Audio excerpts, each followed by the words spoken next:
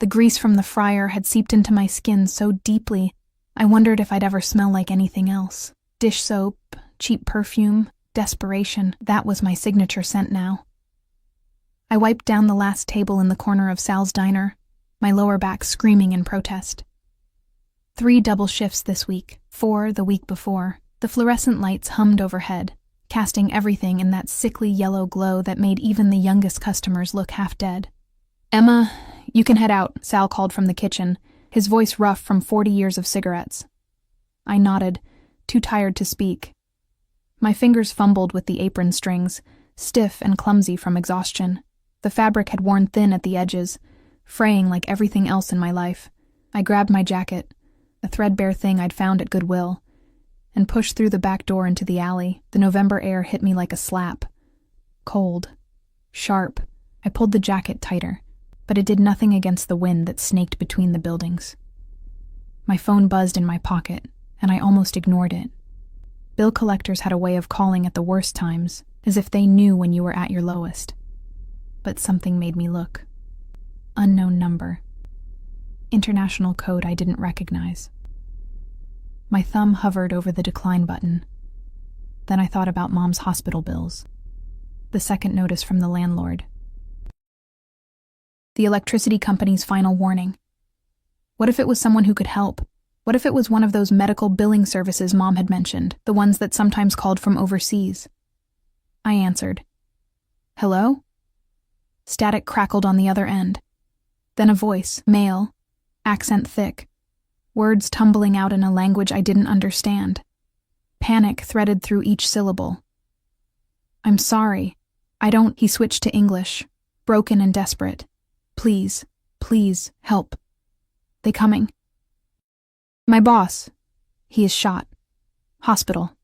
Need hospital. Address I send..." "Wait, what? I think you have the wrong..." "No." The word came out like a gunshot. "You only one answer. You must help. Please, boss die if..." The line went dead. My heart hammered against my ribs. I stared at the phone, waiting for something else. An explanation. A laugh track telling me this was some kind of prank. Instead, a text message appeared, an address. Only 10 blocks away, and a single word. Please. I should have deleted it. Should have blocked the number and walked home to my shoebox apartment where the heater barely worked and the neighbors fought until 3 in the morning. Should have minded my own business like I'd learned to do in this city that chewed people up and spit them out without a second thought. But that voice, the raw fear in it, what if someone really was dying? My feet started moving before my brain caught up. I knew these streets, knew which ones to avoid after dark, where the streetlights were broken, where trouble liked to gather in clusters of leather and gold chains. The address led me toward the warehouse district, where old industrial buildings squatted like sleeping giants. The cold bit through my thin jacket. My breath came out in white puffs that disappeared into the darkness.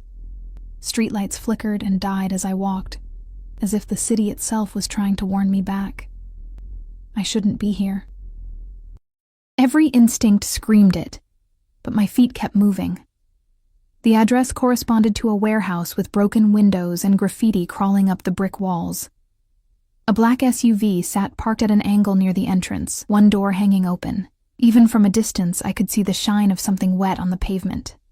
Dark, spreading, blood. My stomach turned. This was insane. This was how people ended up on the news, their school photos plastered across screens with the word victim underneath. I should call the police. I should run. The phone rang again. Same number. "You there?" The voice gasped. "Please, he dying. No hospital, they find us. You help? You nurse?" "No, I'm just a waitress. You know first aid?" I thought about the mandatory training Sal had made us do last year. How to stop bleeding. CPR basics. How to use an EpiPen. A little, but... "Come, please. Top floor. We pay you. Anything. Please." The line died again. I stood there, phone clutched in my shaking hand, every rational thought telling me to leave, but underneath the fear, something else stirred, curiosity, and maybe, buried deeper, a desperate hope that helping someone, anyone, might somehow balance out the cosmic scales that had been tipped against me for so long. I pushed through the warehouse door. The smell hit me first, rust and decay, mixed with something sharper, copper. More blood. My shoes crunched on broken glass as I moved through the ground floor, following the sound of voices echoing from somewhere above. Russian, maybe, or something Eastern European. The words bounced off concrete walls, urgent and clipped. Stairs materialized in the darkness. Metal, steep. Each step groaned under my weight, announcing my presence like an alarm. My hand gripped the railing, the metal so cold it burned. At the top, light spilled from a doorway. Yellow. Warm. Wrong in this cold, dead place. I stepped through. 3 men turned to look at me. The first thing I noticed was the guns.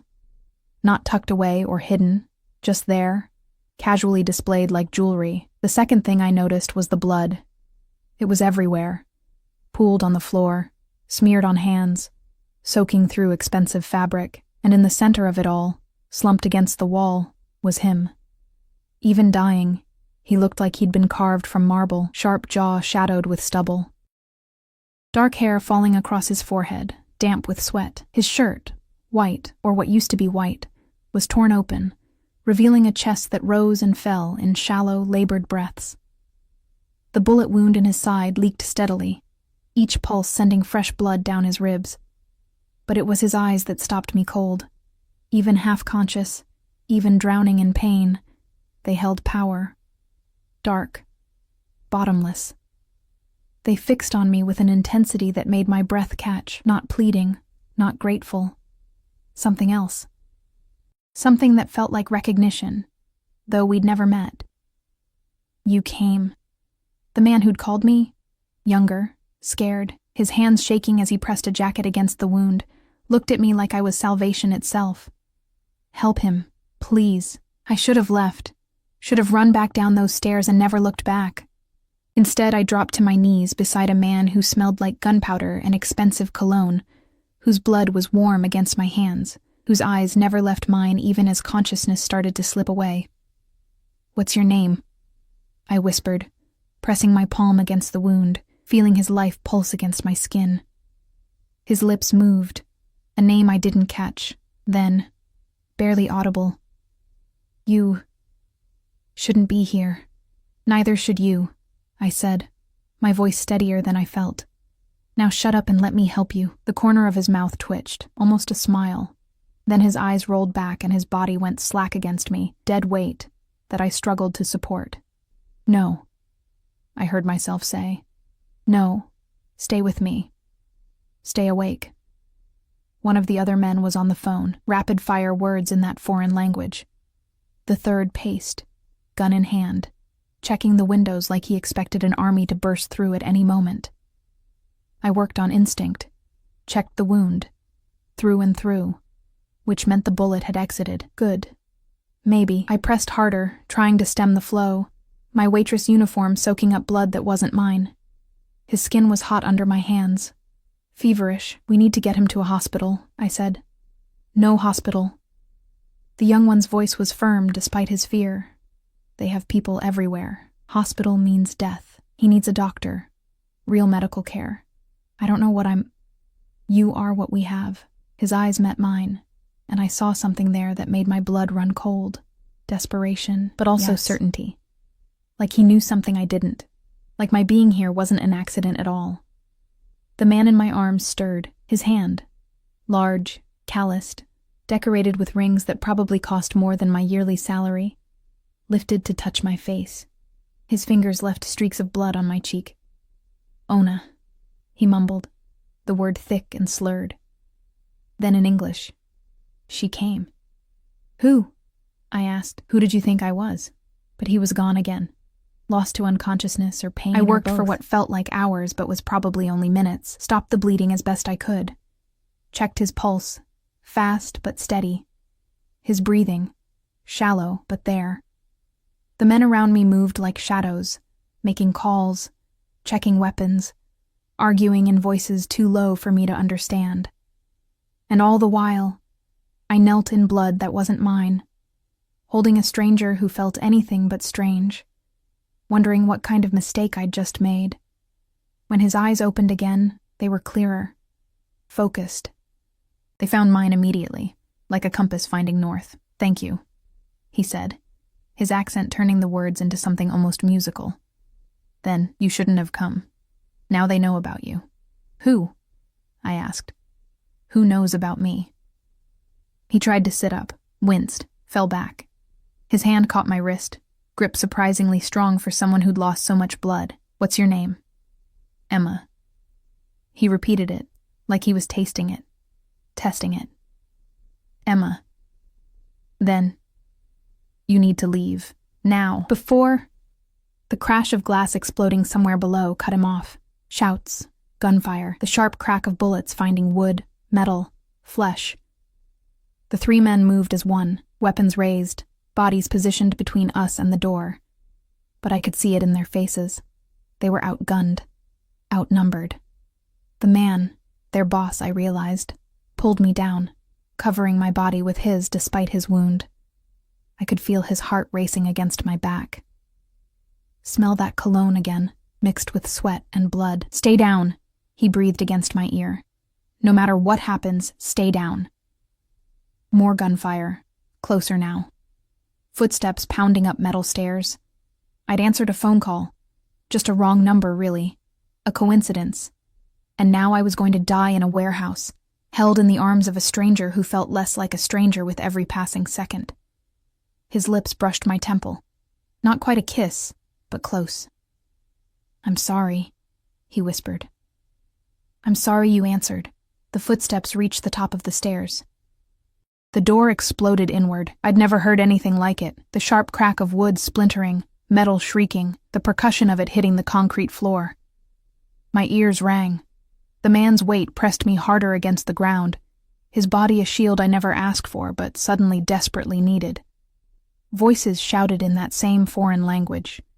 Commands, threats, words that needed no translation because violence has its own universal dialect. I squeezed my eyes shut, my face pressed against cold concrete that smelled like oil and rust, and waited for the bullet that would end this insane night. It didn't come. Instead, silence.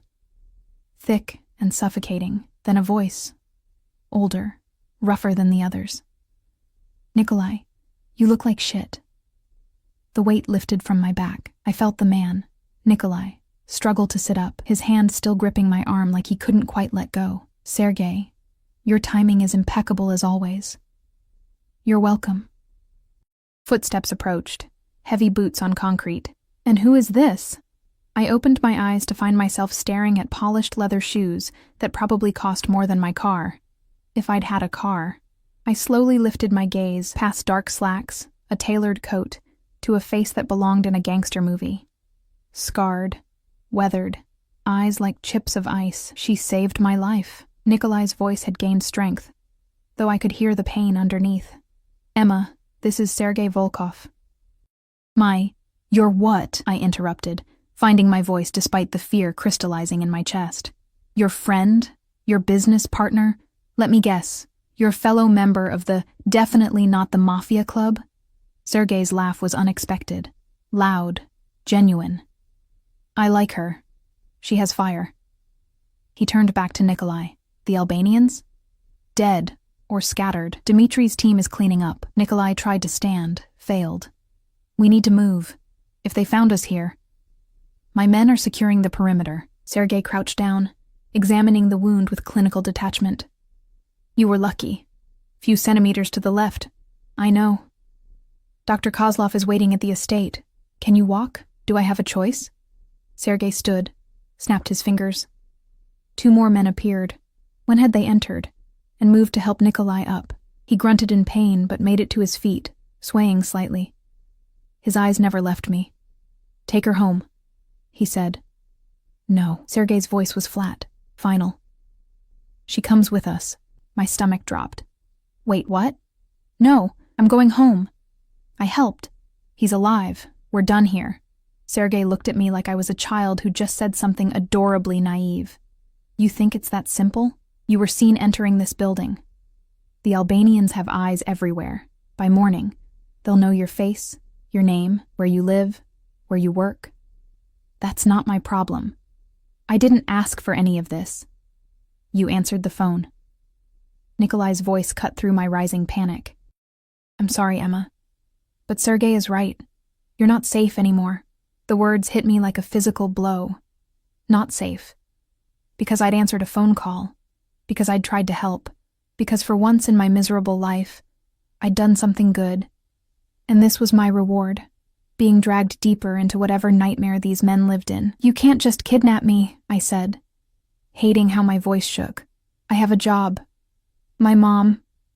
She's sick. She needs me. I have to. We'll take care of your mother. Sergei pulled out his phone, already typing. What hospital? St. Mary's, but consider her bills paid, her care upgraded, whatever she needs.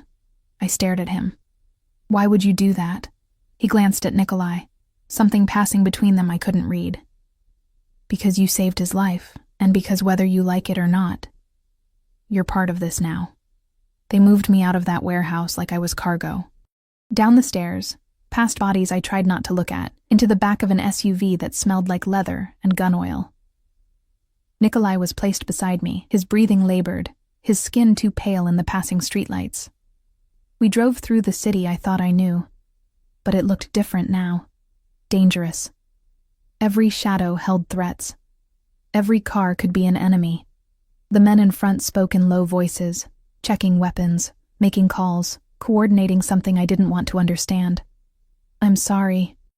Nikolai's voice pulled me from my spiraling thoughts. His hand found mine in the darkness between us. This isn't how I wanted. He stopped, grimaced. You should hate me. I don't know you well enough to hate you yet, I said. Give it time. That almost smile again. You're not afraid. I'm terrified. I'm just really good at hiding it. I looked at our joined hands, his blood still staining both our skin. Who are you, really? Someone you should stay far away from.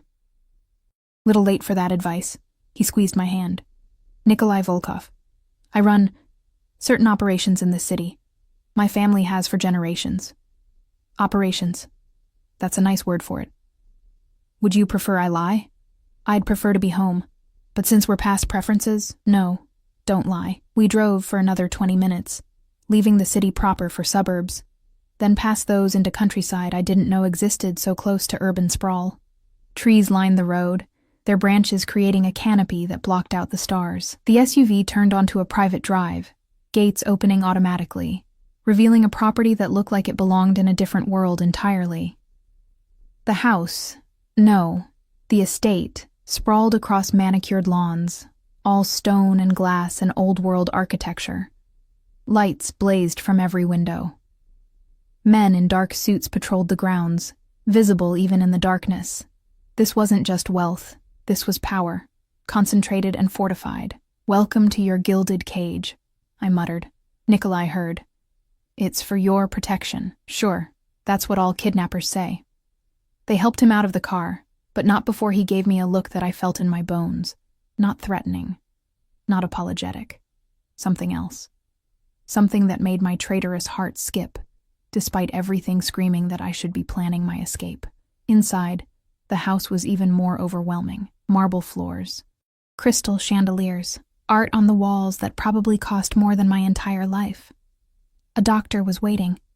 Older man, calm and efficient, setting up supplies on a dining table that had been converted into a makeshift surgical station. Take her upstairs, Nikolai said to a woman who'd appeared from somewhere.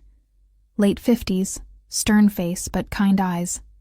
Get her cleaned up, clothes, food, whatever she needs. I need to go home, I said, but no one was listening. The woman, she introduced herself as Irina, led me up a sweeping staircase to the second floor. She opened a door to a bedroom that was bigger than my entire apartment. Cream walls. King-sized bed with linens that probably had a higher thread count than I could imagine. An ensuite bathroom visible through another door. There are clothes in the closet, Irina said in accented English. Shower is through there. I'll bring food. You like tea? I like going home. Her expression softened. I understand. But right now, home is more dangerous than here. Mr. Volkov. He takes care of his people. You saved his life. That means something. I'm not his people.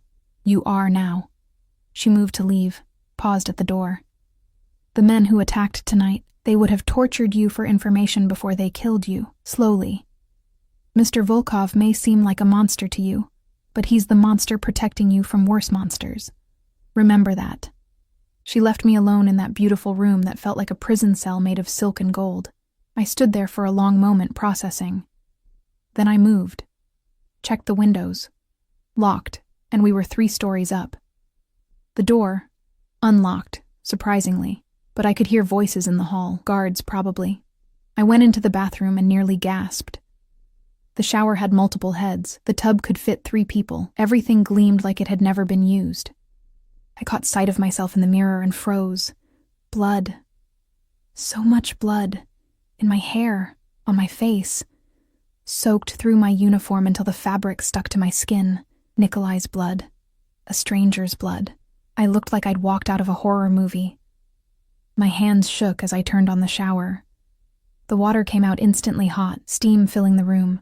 I peeled off my ruined clothes, let them fall in a heap on the floor, and stepped under the spray. The water ran red, then pink, then finally clear. I scrubbed my skin until it hurt, trying to wash away not just the blood but the entire night. It didn't work. When I closed my eyes, I saw his face, felt his hand gripping mine, heard his voice. "You shouldn't have come. Now they know about you." I don't know how long I stood there, long enough for the water to start running cold, long enough for my fingers to prune, long enough to realize that no amount of water would make me feel clean again. When I emerged, wrapped in a towel that was softer than anything I'd ever owned, I found clothes laid out on the bed. Not cheap clothes.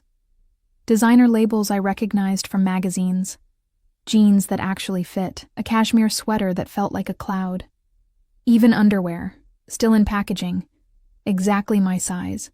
How did they know my size? I dressed mechanically, my body moving while my brain tried to catch up with reality. This was happening. This was real.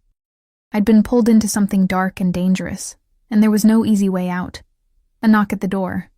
Irina entered with a tray, tea, sandwiches, fruit. The smell made my stomach growl. I couldn't remember the last time I'd eaten. "How is he?" I asked, surprising myself.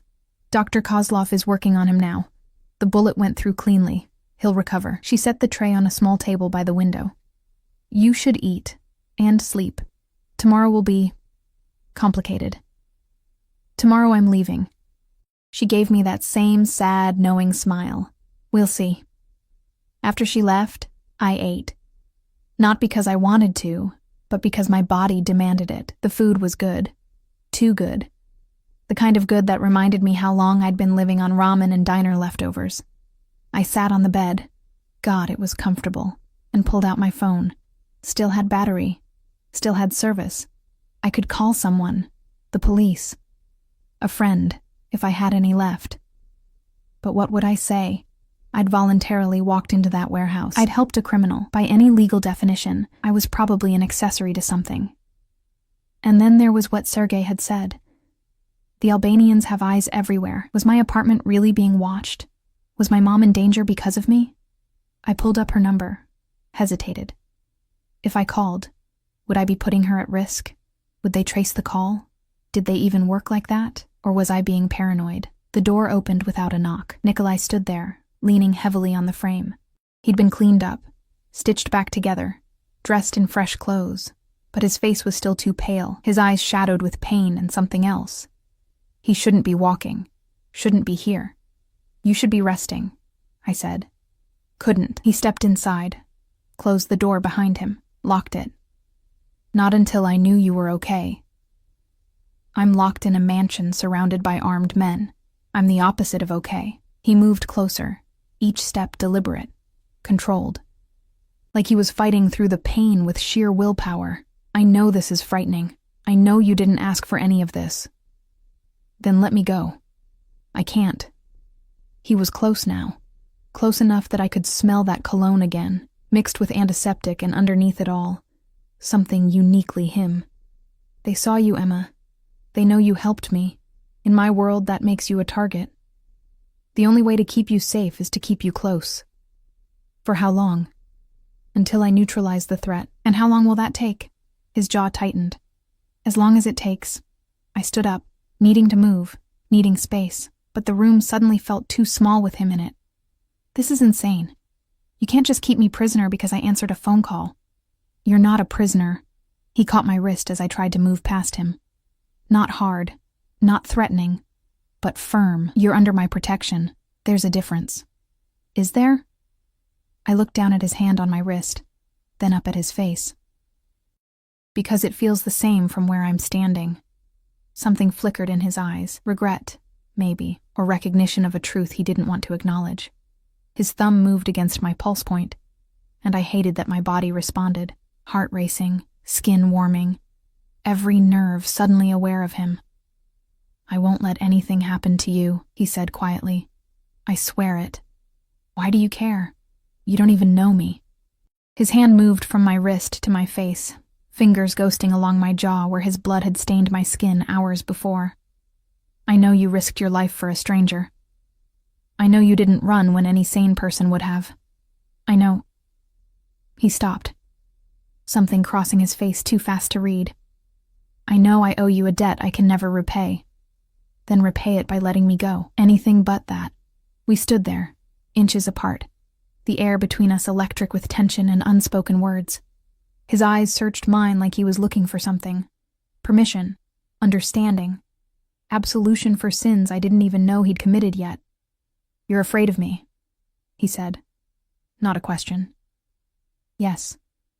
Good. You should be. But his hand was gentle on my face, contradicting his words. I'm not a good man, Emma. The things I've done, I don't want to know. You will. Eventually. And when you do, you'll hate me. His thumb traced my lower lip, the gesture intimate and possessive all at once. But until then, let me keep you safe. Please. The please broke something in me. This powerful man, this criminal who commanded armies of loyal soldiers, was asking, not demanding, for permission to protect me. It should have meant nothing. It should have changed nothing, but it did. 1 week, I heard myself say. You have 1 week to fix whatever mess this is. Then I'm gone, whether it's safe or not. His smile was small but genuine, relieved. 1 week. He leaned in, and for a heartbeat I thought he might kiss me, wanted him to, which was insane. Instead, his forehead touched mine, his breath warm against my lips. Thank you, he whispered, for saving my life, for giving me this time, for being exactly who you are. Then he was gone, leaving me alone in that golden cage with the ghost of his touch on my skin, and the terrible realization that somewhere in the chaos of this impossible night, I'd stopped seeing him as just a criminal. I saw him as a man. Dangerous? Yes. Dark? Absolutely. But mine to save. Mine to protect. Mine. And that thought terrified me more than anything else. Morning came too fast and too bright. Sunlight streamed through windows I'd forgotten to close, burning through my eyelids until I had no choice but to wake. For a blissful moment, I thought it had all been a nightmare. The phone call. The warehouse. The blood. Then I opened my eyes to silk sheets and a room that cost more than I'd earn in a lifetime, and reality crashed down like a wave. I'd slept in a mobster's house, was still sleeping in a mobster's house, would be sleeping here for at least a week unless I could find a way out that didn't end with me dead in an alley somewhere. A soft knock preceded Irina entering with a breakfast tray. The smell of fresh coffee and pastries made my stomach growl despite my anxiety. Good morning, she said, setting the tray on the bedside table. Mr. Volkov asks that you join him for breakfast downstairs when you're ready. And if I'm not ready, her smile was patient, practiced. Then he will wait, but the food will get cold. She left before I could argue. I stared at the tray, croissants that looked handmade, fresh fruit cut into perfect pieces, coffee in a cup so delicate I was afraid to touch it. My usual breakfast was whatever stale bagel Sal hadn't sold the day before, eaten standing up between customers. I ate slowly, trying to make sense of my situation. I needed information, needed to understand what I was really dealing with. The TV remote sat on the nightstand, and I grabbed it, flipping through channels until I found local news. Shooting in the warehouse district last night left 3 men dead and 2 others critically injured. Police are investigating what they believe to be gang-related violence. Authorities are asking anyone with information to... 3 dead. My hands shook around the coffee cup. 3 people had died last night, and I'd been there. I'd been part of it, whether I wanted to be or not. I turned off the TV and forced myself to get dressed. The closet held more clothes than I'd seen outside a department store. All in my size, all expensive, all carefully chosen. Someone had put thought into this.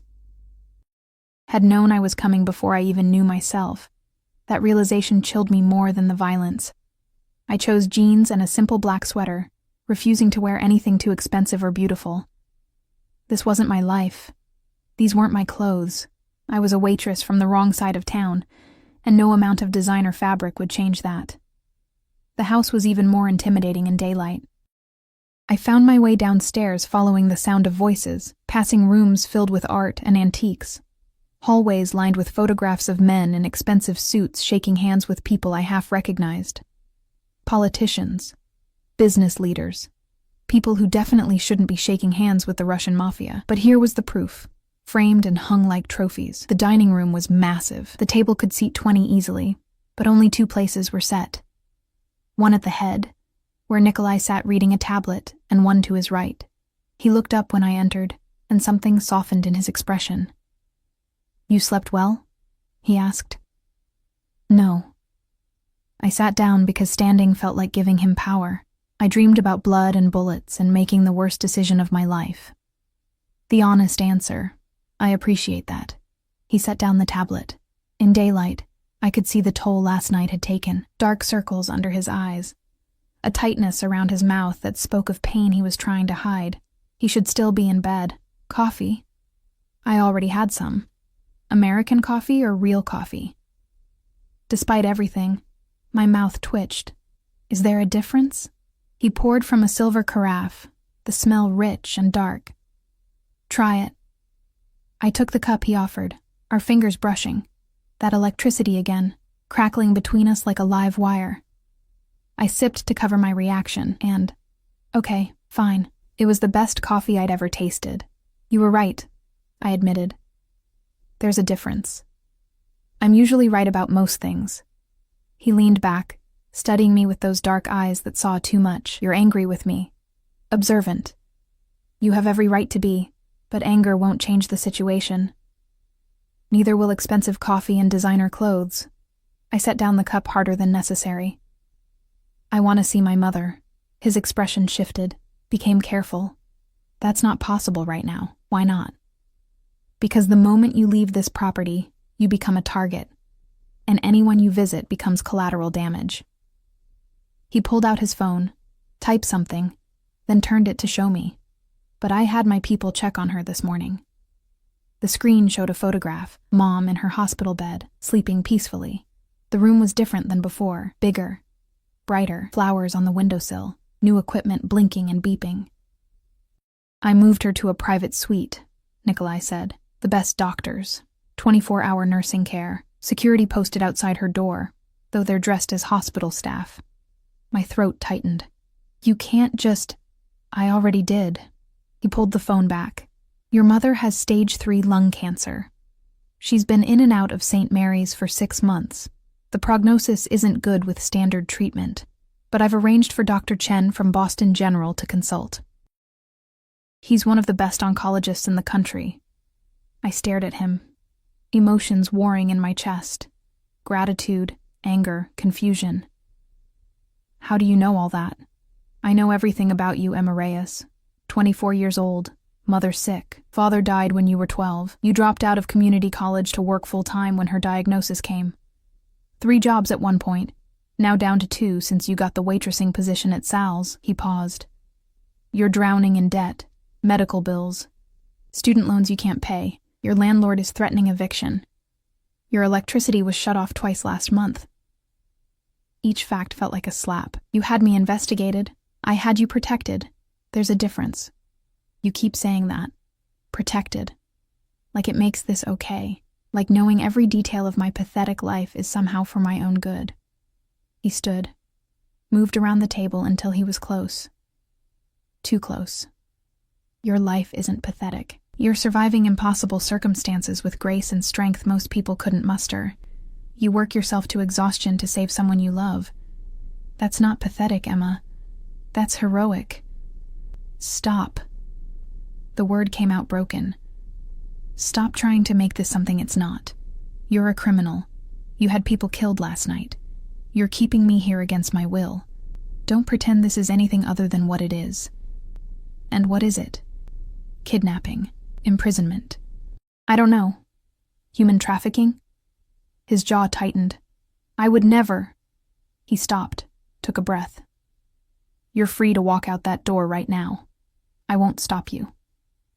I looked at him, searching for the lie. Found only certainty. Really? Really. But the moment you step outside these gates, you're on your own. No protection, no security. And the men who tried to kill me last night, they'll come for you. They'll use you to get to me, and they won't be gentle about it. You're saying I'm only safe as long as I stay. I'm saying the world outside these walls is more dangerous than the one inside them. At least here, I can keep you alive. What kind of choice is that? The only one I can give you.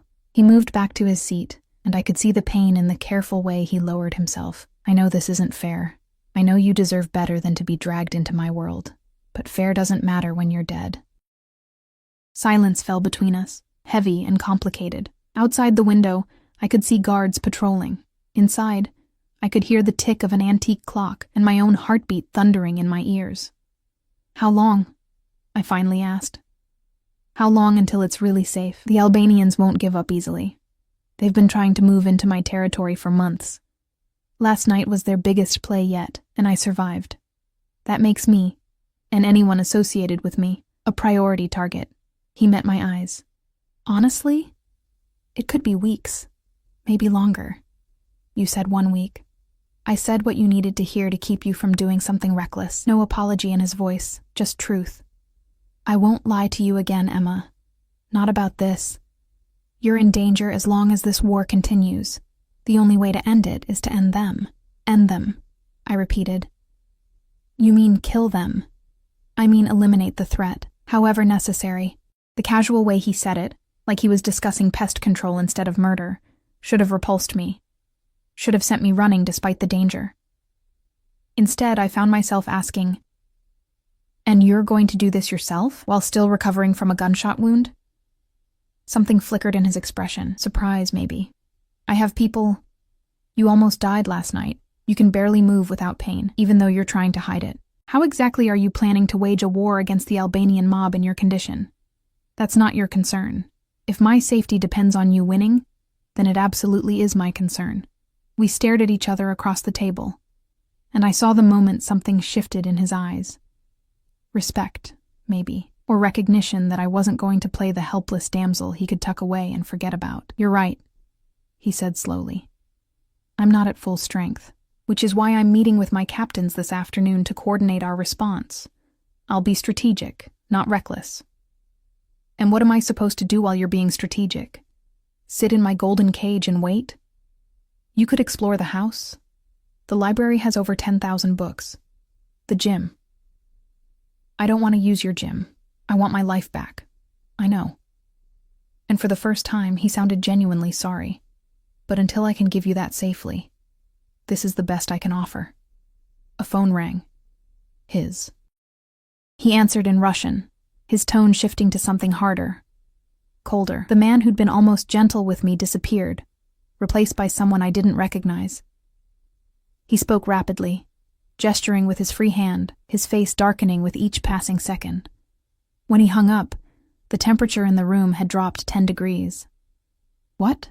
I asked. The Albanians hit one of my shipments this morning. 3 of my men are dead, and they took $2 million in merchandise. He stood, ignoring the pain it clearly caused. I need to deal with this. Wait, you're leaving? Now? This is my business, Emma, my responsibility. You just got shot. You should be resting, not running off to... To what? To do my job? To protect what's mine? He moved toward me, and I saw something dangerous in his eyes now. Something that reminded me exactly what he was. This is who I am. This is the world you're in now. Men died last night protecting me. More died this morning in my name. I owe them justice. I owe them retribution. You owe them your life, I shot back. And you can't give them that if you're dead. He stopped, stared at me like I'd said something profound instead of obvious. You're worried about me. I'm worried about being stuck here if you get yourself killed. I lied. Don't flatter yourself. But we both knew it was a lie, could feel it in the air between us, thick and charged. I was worried about him, this stranger who'd turned my life upside down. This criminal who made me coffee and knew everything about me and looked at me like I was something precious instead of disposable. I'll be careful, he said quietly. I promise. Your promises don't mean much when you're walking into danger. Then what would make you feel better? You staying alive long enough to actually fix this mess you dragged me into. He smiled. A real smile this time. Not the almost smile, but something genuine and warm that transformed his face. I can do that. He moved to leave, paused at the door. Emma? What? Thank you. For caring, even if you won't admit it. Then he was gone, taking with him the strange energy that seemed to fill whatever space he occupied. I sat there in that enormous dining room, surrounded by luxury I'd never imagined, and wondered when exactly I'd stopped seeing Nikolai Volkov as my captor and started seeing him as something infinitely more dangerous, someone I couldn't afford to lose. The thought terrified me, but not as much as the realization that followed. I was already his. Whether I wanted to be or not, some invisible thread had been forged between us in that warehouse, sealed with blood and desperation, and the simple act of me choosing to help when I should have run. And now, sitting alone in his house, wearing his clothes, drinking his coffee, I understood the truth Irina had tried to tell me last night. I wasn't his prisoner. I was his responsibility, his obsession, his to protect. And God help me, some part of me didn't want to fight it anymore. The hours crawled by like wounded animals. I explored the house because sitting still felt like drowning. Each room revealed more wealth, more power, more evidence of a life so far removed from mine, it might as well have been on another planet. A library with leather-bound books in languages I couldn't read. A music room with a grand piano that probably cost more than my mother's entire medical treatment. An art gallery. An actual gallery, with paintings I recognized from art history classes I'd taken in my single year of college. This wasn't just money. This was generations of accumulated power and influence, built on foundations I didn't want to examine too closely. I found myself in what looked like an office. Dark wood, heavy furniture, a massive desk with a laptop closed on top. The walls were lined with photographs, Nikolai shaking hands with men in expensive suits, standing beside luxury cars, attending galas in tuxedos that made him look like he belonged in a different century. Old-world elegance mixed with new-world danger, but it was the smaller photos that caught my attention. Tucked between the formal ones were personal shots. A younger Nikolai with an older man who had the same dark eyes, the same sharp jawline. His father, probably. Both of them standing in front of this very house, the older man's hand on Nikolai's shoulder, in a gesture that looked more like ownership than affection. Another photo showed a woman, beautiful, blonde, smiling at the camera with the kind of confidence that came from never knowing struggle. She wore a ring on her left hand, and she was standing close to Nikolai, but not touching. Something about the image felt staged. Performative. That's Katarina. Irina's voice made me jump. She stood in the doorway, a dust cloth in her hands like she'd been cleaning, but I suspected she'd been sent to check on me. They were engaged. Were? She died 2 years ago. Car accident. Irina moved into the room, started dusting surfaces that already looked spotless. Mr. Volkov was different after, harder, more focused on business, less on anything else. I looked at the photo again, at Nikolai's expression, polite but distant, like he was fulfilling an obligation rather than celebrating a relationship. Did he love her? It was arranged. Their families had agreements. Love wasn't part of the equation. Irina paused, but her death affected him deeply. He blamed himself for not being there, for not protecting her. Was it really an accident? She met my eyes, And I saw the answer before she spoke. The official report says yes. Mr. Volkov believes otherwise. He's spent 2 years investigating, looking for proof that it was the Albanians sending a message. My stomach twisted. And if he finds proof, then God help them.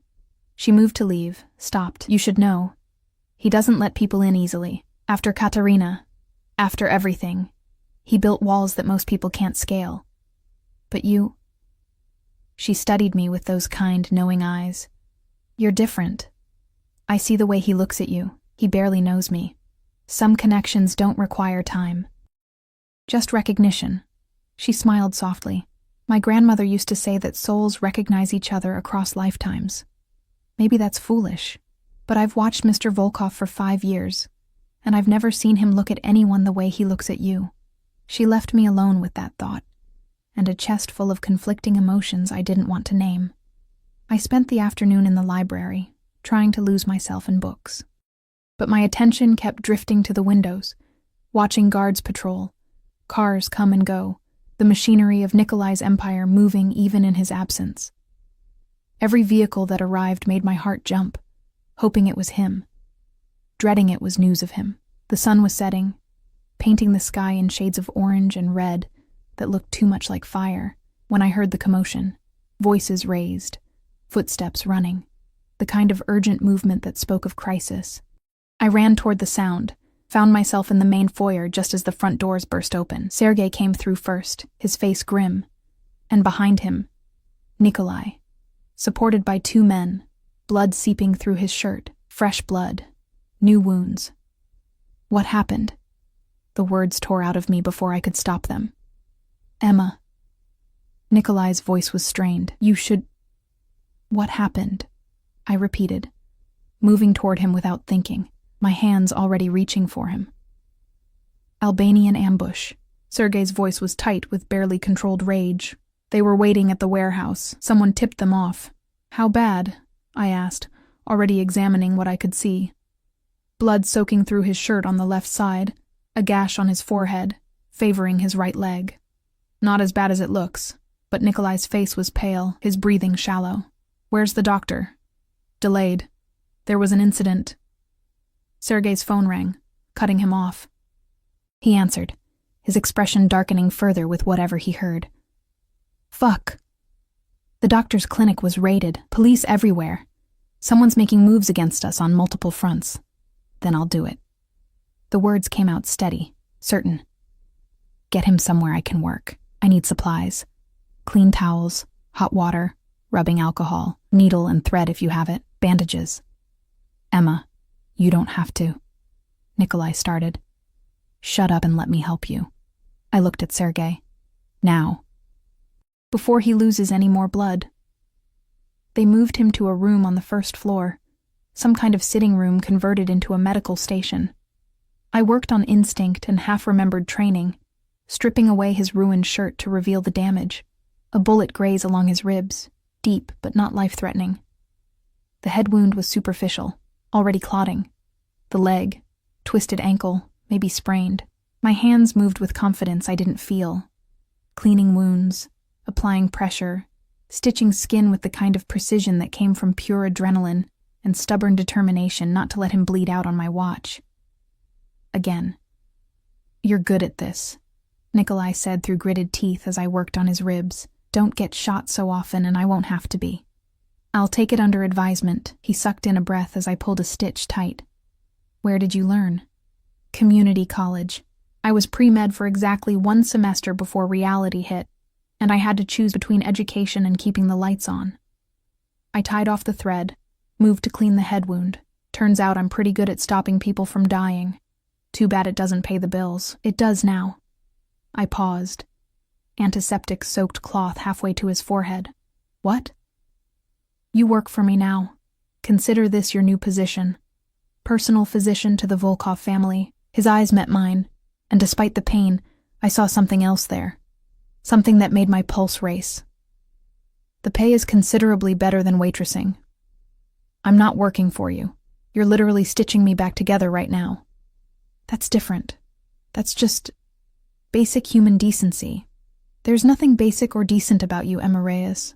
He caught my wrist as I cleaned his wound, his grip gentle but firm. "You're extraordinary. Don't you see that? I see a man who keeps getting himself shot because he's too stubborn to stay down. I'm starting to think you like playing doctor. I'm starting to think you have a death wish. Maybe I do." His voice dropped lower. "Or maybe I just like having you close enough to save me." The words hung in the air between us, loaded with meaning I wasn't ready to unpack. I pulled my hand away, finished cleaning the wound, applied a bandage with more force than necessary. "There. You'll live. Again." I stepped back, surveying my work. "But seriously, Nikolai, this has to stop. You can't keep throwing yourself into danger like this. It's my job to protect what's mine.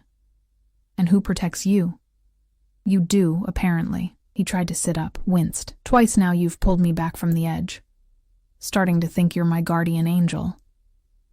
Angels don't exist in your world." "No, but you do."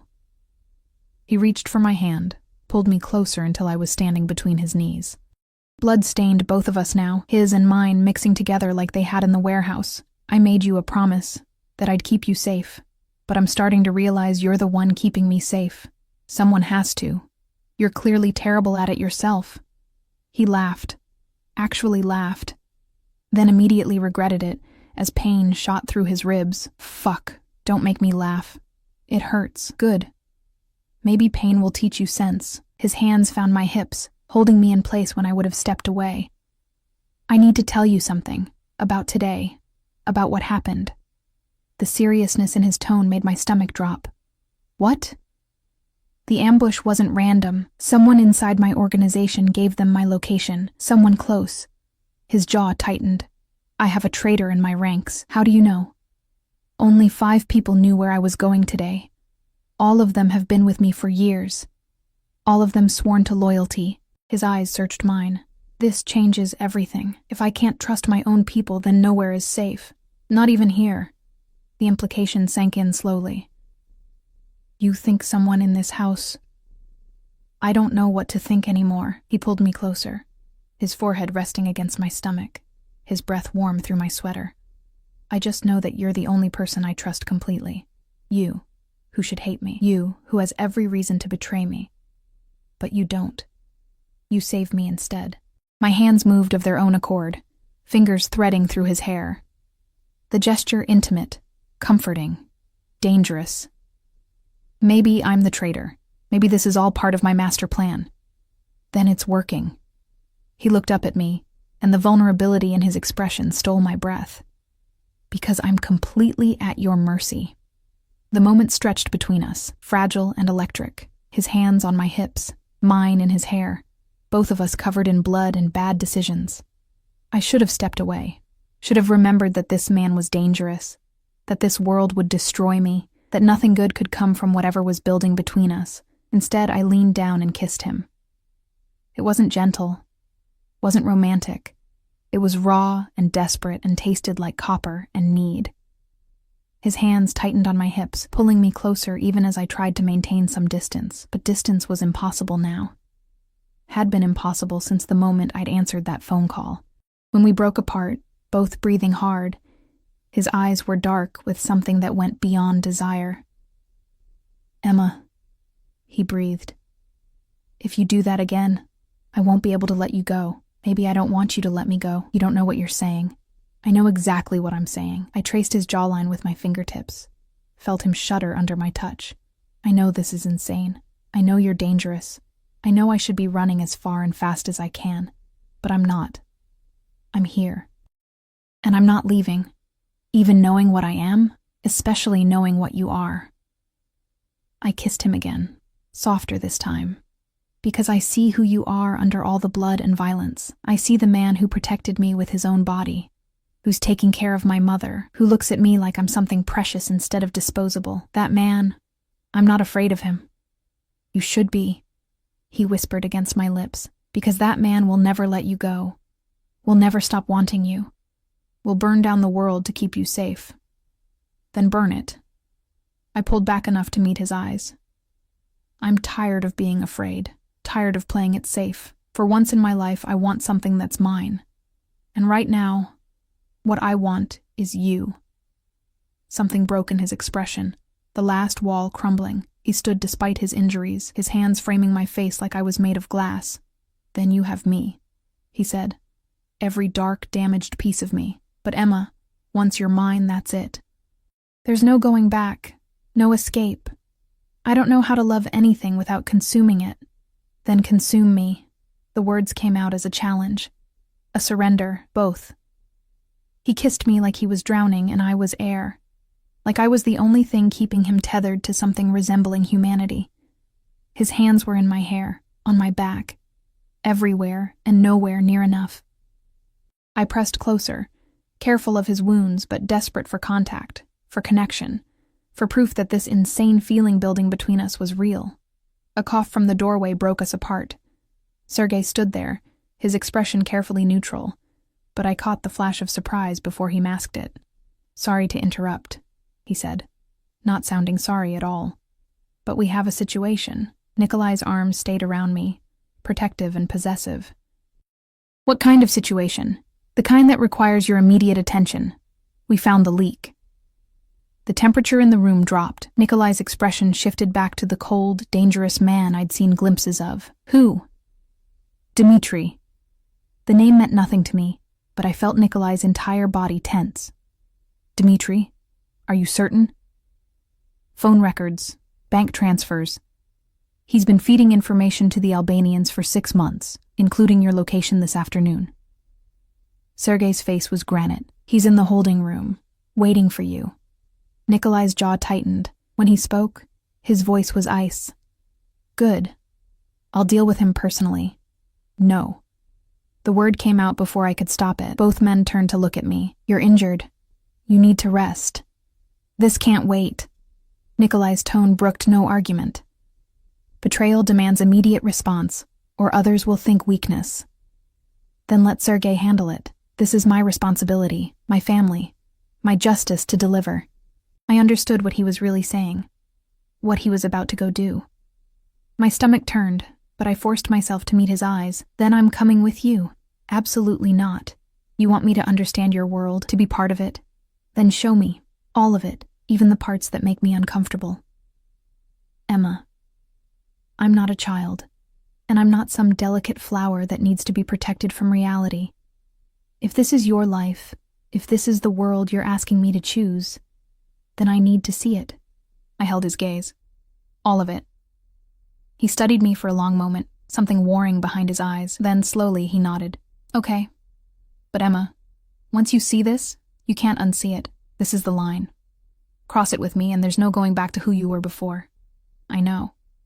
And I did. Could feel it in my bones. The point of no return rushing toward us like a train. I'm ready. But as I followed Nikolai and Sergei through the house toward whatever waited in that holding room, I wondered if anyone was ever really ready to watch the man they were falling for become a monster. The holding room was in the basement, a detail that should have warned me but didn't. We descended concrete stairs into shadows that smelled like earth and something metallic I didn't want to identify. Each step felt like walking deeper into a world I couldn't come back from. Nikolai moved ahead of me, his injuries forgotten in the cold focus that had overtaken him. This was a different man than the one who'd kissed me upstairs. This was the monster everyone feared. And I'd asked to see him. The room itself was stark, concrete walls, a single chair bolted to the floor, and in that chair, zip-tied and bleeding from a split lip, sat a man I recognized from the photographs upstairs, one of Nikolai's captains, Dmitri.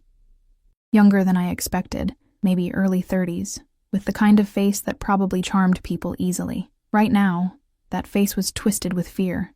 Nikolai. His voice cracked. Let me explain. Explain? Nikolai's voice was soft, deadly. Explain how you sold me out to the Albanians? How you gave them my locations, my shipments, my movements? How 3 of my men died this morning because of information you provided? They had my sister. They said they'd kill her if I didn't, so you chose her life over mine, over your brother's, over the family that took you in when you had nothing. Nikolai circled the chair slowly, a predator assessing prey. How long, Dmitri? How long have you been betraying us? 6 months. But I swear I only gave them small things at first. Routes, schedules, nothing that would what? Get me killed? Nikolai stopped in front of him. Last night I almost died. Today I almost died again. Because of you. I'm sorry. God, Nikolai, I'm so sorry. But they have Anya, my little sister. She's only 19. She doesn't know anything about this life, and they said, "Where is she?" I heard myself ask. Both men turned to look at me like they'd forgotten I was there. Who the fuck is she? Dimitri's eyes darted between us.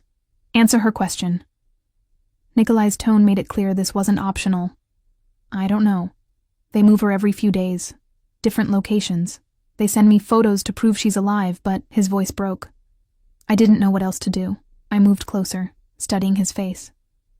Fear, yes, but underneath it, genuine anguish.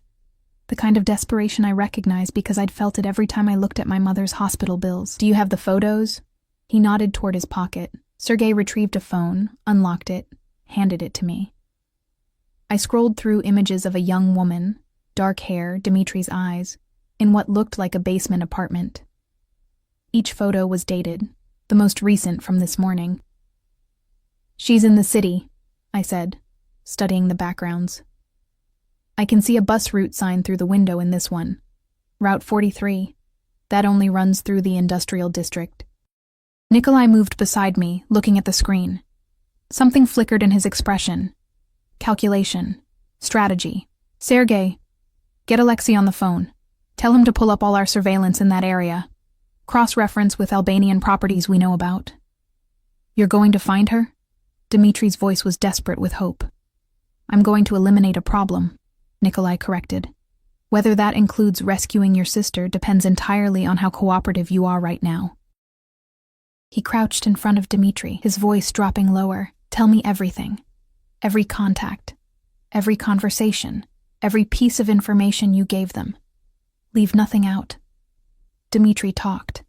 For 20 minutes he spilled everything. Names, locations, plans, weaknesses in the Albanian operation. I watched Nikolai absorb it all, his mind clearly working through strategies and countermoves. This was why he led. Not just the violence, but the intelligence behind it, the ability to see 10 moves ahead. When Dimitri finished, Nikolai stood. Sergei, take a team. Find the girl. If she's alive and unharmed, bring her here. And him? Sergei nodded toward Dimitri. Nikolai was silent for a long moment. In that silence, I could feel Dimitri's terror, could see him bracing for the bullet, the blade, whatever end he'd earned through his betrayal. Keep him here until we have his sister, Nikolai finally said. If she's alive, we'll discuss his punishment. If she's not... He didn't finish the sentence, didn't need to. Sergei nodded, made calls, left with 3 other men. The room felt smaller with just the 3 of us. Dimitri sagged in the chair, relief and fear still warring on his face. Nikolai turned to me. You're quiet. I'm processing. Disappointed? I thought about it. Honestly examined what I'd just witnessed. You could have killed him. Should have, by the rules of your world. But you didn't. Not yet. But you're trying to save his sister first. That's not what monsters do. His expression shifted, surprise mixed with something softer. You don't know the things I've done, Emma, the people I've hurt.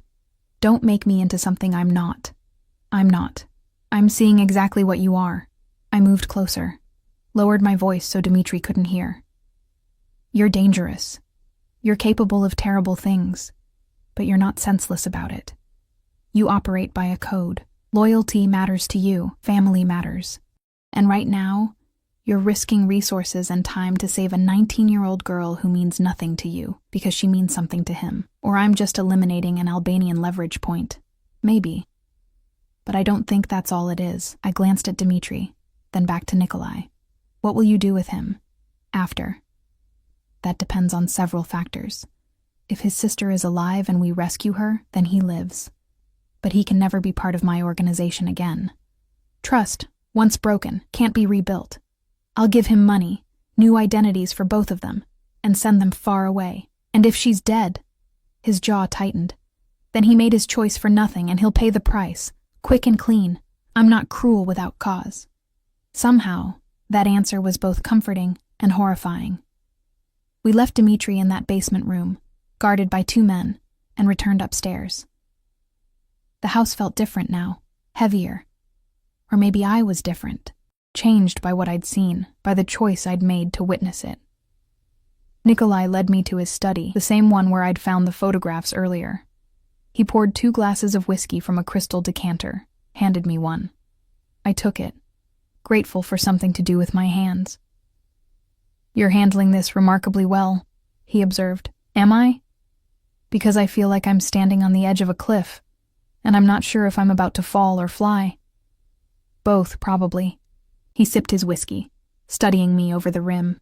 "This is your last chance, Emma. Walk away now and I'll let you. I'll make sure you're protected, that your mother is cared for. You can go back to your life. My life was working myself to death for minimum wage, watching my mother slowly die because I couldn't afford better care. Coming home to an empty apartment where the electricity might be on, or might not. That's what you're offering me? I'm offering you safety, normal. A world where people don't get shot in warehouses or tortured in basements. And what about you?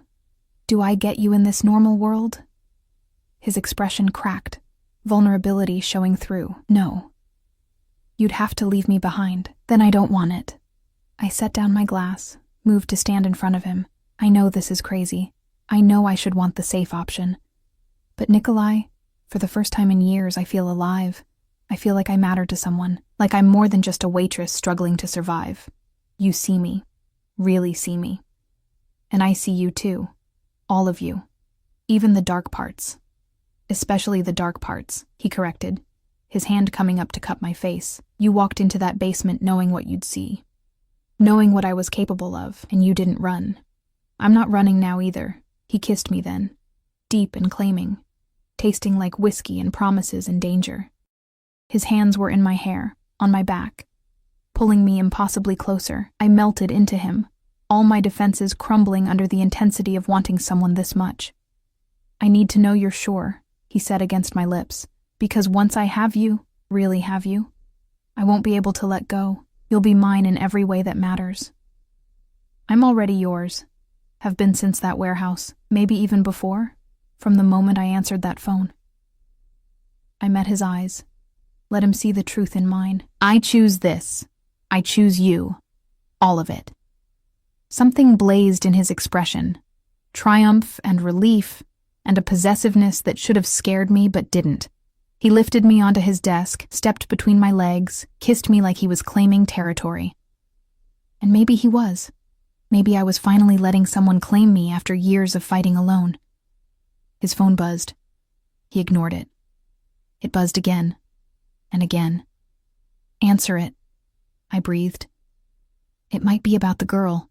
He growled in frustration but pulled away, checked the screen. His entire demeanor changed, tension coiling through him. "They found her. She's alive. Sergei's bringing her in." "That's good news." "It is. But there's more." He scrolled through messages, his jaw tightening. The Albanians weren't just holding her for leverage. They were using her location as bait. They expected Dmitri to tell us where she was. They're waiting in ambush. My stomach dropped.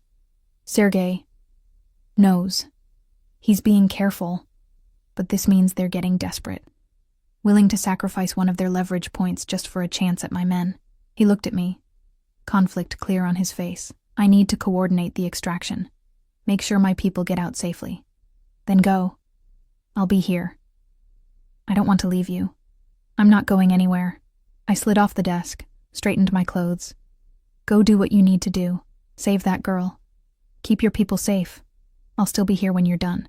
He pulled me close one more time, kissed my forehead. "I'm going to end this war, Emma. Whatever it takes. And then we figure out what this is, what we are." I smiled, trying for confidence I didn't quite feel. "Together." He left, phone already to his ear, barking orders in Russian. I stood alone in his study, surrounded by the evidence of his life, his power, his world. A world I was choosing to become part of. The next few hours passed in agonizing slowness. I paced, read books without absorbing words, stared out windows at grounds I couldn't leave. Irina brought food I couldn't eat. Every sound made me jump, expecting news, hoping for good, fearing worse. It was past midnight when they returned. I heard the commotion, ran to the foyer. Sergei entered first, supporting a thin, terrified girl who could only be Anya.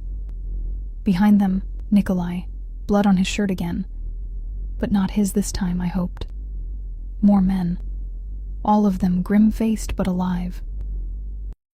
"Is everyone—" I started. "Too injured, but they'll live," Nikolai said. "The girl is unharmed." Anya was crying, shaking, clearly traumatized. I moved to her instinctively, the same impulse that had made me answer that phone call pushing me forward. Hey, you're safe now. It's okay." She looked at me with eyes too old for 19. "My brother is alive. He's here. You'll see him soon." I guided her toward Irina, who'd appeared with blankets and tea. "Let's get you cleaned up first, okay? Then we'll take you to him." She nodded mutely. Let Irina lead her away. I turned back to Nikolai, saw him watching me with an expression I couldn't read. "What?" "You're a natural caretaker, even with strangers, even in chaos."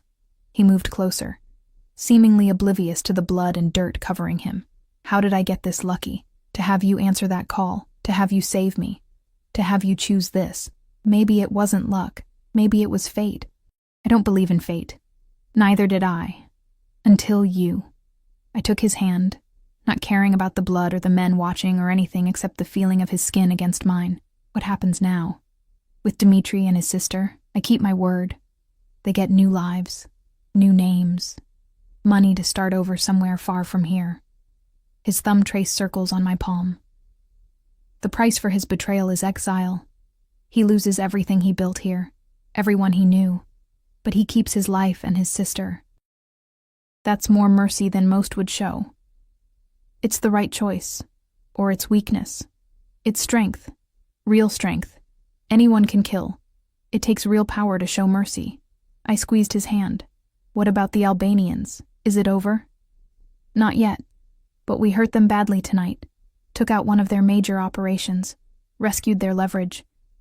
They'll regroup, but they're wounded, and wounded animals make mistakes." His eyes met mine, dark and determined. "I'm going to end this, Emma, soon. And then you and I will figure out what comes next. I already know what comes next."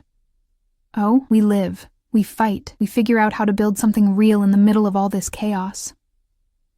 I pulled him closer, rose on my toes to kiss him. We choose each other. Every day. Even when it's hard. Especially when it's hard. You make it sound simple. It is simple. Not easy, but simple. I rested my forehead against his. "I love you, Nikolai Volkov. I didn't plan to. Didn't want to. And I'm not going anywhere." The words hung between us, raw and true. His arms came around me, holding me like I might disappear if he let go. "I love you too," he whispered against my hair. "I've loved you since you knelt in blood to save a stranger. Since you looked at me with fire in your eyes instead of fear, since you chose to stay when any rational person would run." He pulled back just enough to see my face. "You're mine now. Completely. Forever. Forever is a long time." Not long enough. The weeks that followed were a blur of violence and planning, of Nikolai methodically dismantling the Albanian operation piece by piece. I stayed by his side through it all, not in the field, but in the planning rooms, the strategy sessions, the late-night debriefs, learning his world, understanding the chess game of organized crime. My mother's health improved with the better care. I visited her under guard, watched her color return, her strength build. She asked questions about how I could suddenly afford all this, and I told her partial truths. Met someone, he's helping us. It's complicated. She was too grateful to push too hard. 3 months after that first phone call, Nikolai eliminated the last Albanian stronghold in the city. The war was over. His territory was secure. And I was still there, still choosing him, still building something that looked suspiciously like a life. He found me in the library one evening, reading by the fire. The same place I'd spent so many hours those first terrifying days. "I have something for you," he said, sitting beside me. I closed the book, turned to face him. He looked different now, lighter somehow, like a weight had been lifted. The wounds had healed. The immediate danger had passed. What remained was just us. He handed me a small box. Inside, a key. What's this? The key to this house, to my life, to everything I have. His hand covered mine. I'm not asking you to marry me, not yet. We're too new for that, despite everything. But I'm asking you to stay, officially, to make this place your home, to build a life here with me. Tears pricked my eyes. You're sure? Even knowing I'm just a waitress from the wrong side of town? That I have no connections, no useful skills, nothing to bring to this arrangement except myself? You bring everything that matters. Compassion, strength, the ability to see humanity in monsters, the courage to stand beside me instead of behind me. He cupped my face, thumbs wiping away tears I hadn't realized were falling. You saved my life, Emma, and then you saved my soul. Everything I have is yours. Everything I am is yours, if you'll have me.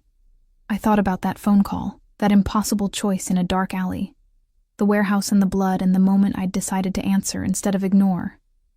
One decision, one moment. And it had changed everything. Yes, I whispered. Yes to all of it.